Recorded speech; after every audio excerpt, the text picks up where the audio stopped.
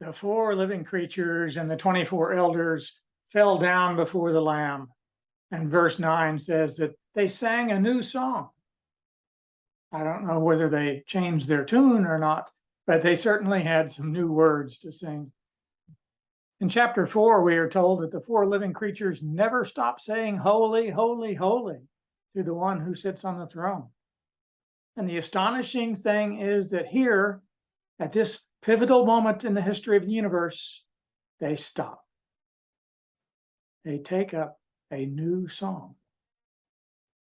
And the 24 elders had been praising God as worthy to receive glory and honor and power, but they take up a new song as well. This is not to say that worship of the Lamb has replaced worship of God. Rather, it seems to be that worship of the Lamb is worship of God. We praise the Father by praising the Son. It's a bit like when we praise a painting, we are actually praising the painter. Except that in the case of God, the Father and the Son, we are not talking about one creating the other. Rather, the Lamb represents something that had always been part of the Father from time immemorial. In the vision that John saw, this was revealed at a particular point in history. And when the living creatures and elders saw this, they could not help but praise it. Praise for the Lamb is actually praise for the Father as well, because the Lamb expresses what is in the heart of the Father. Here's what they sang to the Lamb. "You are worthy to take the scroll and to open its seals." Why? Because you were slain, and with your blood you purchased for God persons from every tribe and language and people and nation. The Lamb is qualified to open the scroll because he died for the sins of the whole world. He is the one who makes salvation possible. So he is the one who is qualified to reveal how it works out in the end.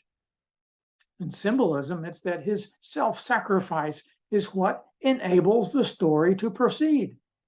If he hadn't done this, there would be no story to tell, no purpose for human existence, no purpose for all the suffering that has ever gone on. But Jesus has triumphed over the greatest enemy in the universe, the greatest obstacle to all reality. It's like everyone has been trapped in an escape room for thousands of years, and the Lamb comes up with a solution to the puzzle. But the solution is that the Lamb has to die. That's the only way everyone else can escape. Sure, the Lamb knew that he would be raised back to life, but still, he had to die. He is worthy of all our allegiance because he did it. The new song continues in verse 10. "You have made them to be a kingdom and priests to serve our God, and they will reign on the earth." This is what it's all about. This was offered to the people of Israel back in Exodus 19:6, but they weren't very good at it, weren't they?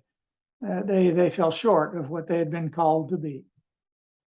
Now, with the death of the Lamb, this vision is becoming a reality for those who believe in our Savior. We will be a kingdom. We will be priests serving God, and we will rule over the earth. Rule in the way that it should have been done from the beginning, ruling with the love of God. The Lamb is worthy of worship because he has done it. He has purchased us for God. We belong to him. This is where we belong.